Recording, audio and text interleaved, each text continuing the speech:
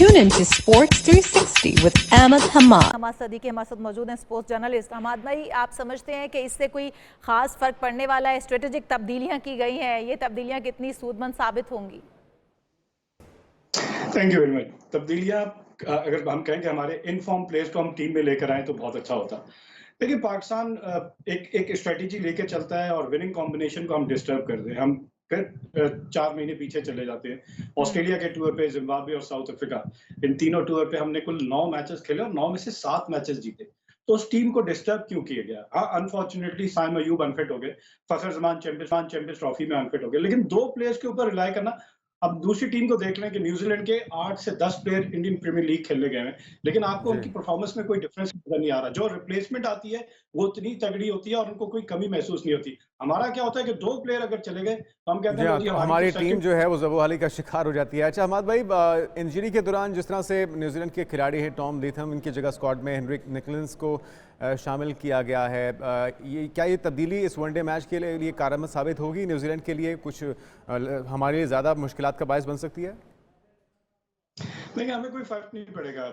आप Tom Latham की बात करें क्योंकि वनडे फॉर्मेट में उनके कैप्टन है, वो शीट एंकर का रोल करते हैं। 350 रन भी उन्होंने अगेंस्ट पाकिस्तान किए जिसमें उनकी सेंचुरी भी थी। उनको बिल्कुल राइट ऑफ किया हुआ था और एक्सपेक्ट नहीं किया जा रहा था। देखिए, जब आप इतने नंबर ऑफ मैचेस, अगर हम ट्रायंगुलर सीरीज चैंपियंस ट्रॉफी से पहले देख लें और फिर चैंपियंस ट्रॉफी में पाकिस्तान ने 5 मैचेस खेले अगेंस्ट न्यूजीलैंड और एक भी नहीं जीता पाकिस्तान। तो पाकिस्तान, जब आप इतने मैचेस खेलते हैं तो दोनों टीमें एक दूसरे को असेस कर रही होती हैं कि किसकी वीकनेस क्या है, किसकी स्ट्रेंथ क्या है। हम अभी तक और फेन एलन को ये कैलकुलेट ही नहीं कर पा रहे कि उनके स्ट्रॉन्ग एरियाज में से हम बचेंगे किस तरह, उनकी विकेट किस तरह हासिल करेंगे।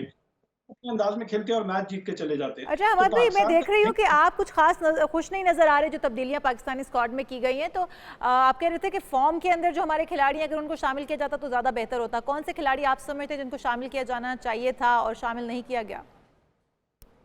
देखिए, साहिबजादा फरहान पाकिस्तान के डोमेस्टिक क्रिकेट में अभी नेशनल T20 कप हुआ है, हाईएस्ट स्कोरर है, 3 सेंचुरियां भी स्कोर की है। तो जो डोमेस्टिक में परफॉर्म कर, हम तो ये कहते हैं। अब्दुल्ला शफीक दोबारा पाकिस्तान टीम में आ गए वनडे में। इनको टीम से बाहर किया गया था, 3 दफा लगातार इन्होंने डक किया था। अब डक के बाद उन्होंने क्या डोमेस्टिक में कोई ऐसी परफॉर्मेंस दी है कि हम कहेंगे नहीं जी, रेक्टिफाई होगी उनकी जो वीकनेसेस थी। और अब वो प्रॉपर, हाँ, 50 ओवर्स का फॉर्मेट है, हमें टेक्निकली करेक्ट बैट्समैन चाहिए होते हैं। जैसा हसन नवाज को हमने देखा, एक तुक्के वाली आपको सेंचुरी नजर आई। 5 मैचेस में 4 में डक आउट, ये भी एक रिकॉर्ड बन गया है। तो हम ऐसे प्लेयर को पिक करते हैं। ये आई जो सिलेक्टर्स की आई है, उस पे एतराज है मुझे कि आपने कैसे सिलेक्ट कर लिया कि बैट्समैन जिसका ना फुटवर्क है, ना हैंड आई कोऑर्डिनेशन है, ना टेक्निक है। ये तो फिर ये सारी चीज़ें जिसकी निशानदेही मुसलसल हो रही है हमाद भाई, आप भी कर रहे हैं और भी एनालिस्ट कर रहे हैं, सीनियर प्लेयर्स कर रहे हैं। कुछ हमारे जो करता धरता लोग इस वक्त जिनके ऊपर जिम्मेदारी भी है, जिनके ऊपर तनकीद भी हो रही है, वो कान क्यों नहीं धर रहे? क्यों इस तनकीद का जवाब नहीं दे रहे? और जो बेस्ट पॉसिबल ऑप्शंस हैं उन्हें क्यों नहीं मैदान में उतारा जा रहा? असल में जुनैद, मसला ये कि पाकिस्तान की डोमेस्टिक क्रिकेट जो है वो क्वालिटी प्लेयर प्रोड्यूस नहीं करे। हमारा स्ट्रक्चर जो है बुरी तरह से एक्सपोज हो गया।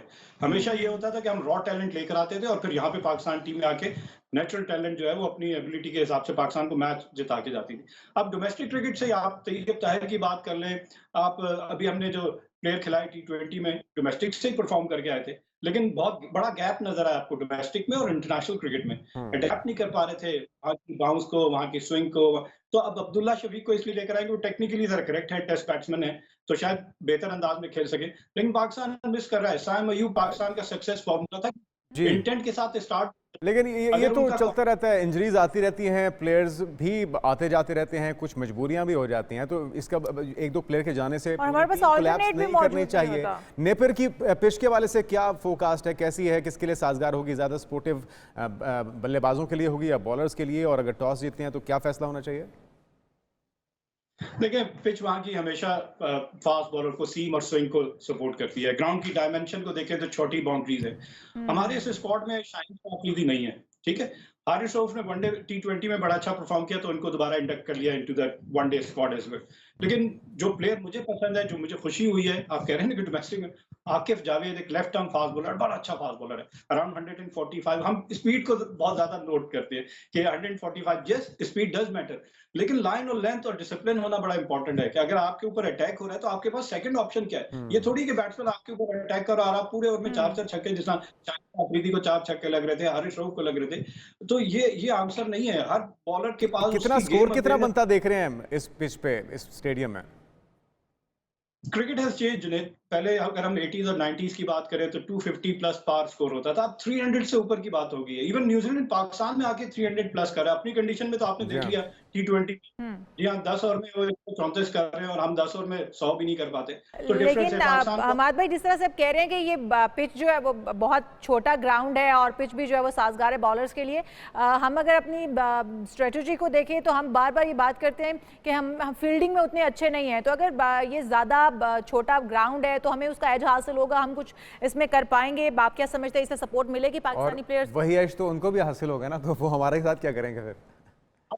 आपने उनके कैचेस देखे किस तरह उन्होंने कैचेस पकड़े। जी, हमने जी, तो जी। अभी लास्ट T20 में हारिस रऊफ ने 2 कैचेस ड्रॉप कर लिए। लेकिन फास्ट बॉलिंग की बात करें, हमने थोड़ा बैटिंग को डीप लेके ऑलराउंडर्स को, मोहम्मद वसीम जूनियर दोबारा आ गए, फहीम अशरफ दोबारा टीम में आ गए, और फहीम अशरफ और वसीम जूनियर अगर जो उनके ऊपर टैग है कि वो ऑलराउंडर, जिस तरह शादाब खान के ऊपर भी टैग था ऑलराउंडर का, बॉलिंग में बिल्कुल बेकार नजर आया हमें। बिल्कुल उनकी बॉलिंग इंटरनेशनल स्टैंडिंग, इन्हीं के मुकाबले में न्यूजीलैंड के लेग स्पिनर इश सोदी जब बॉल करे थे तो पाकिस्तान के बैट्समैन मुश्किल में थे।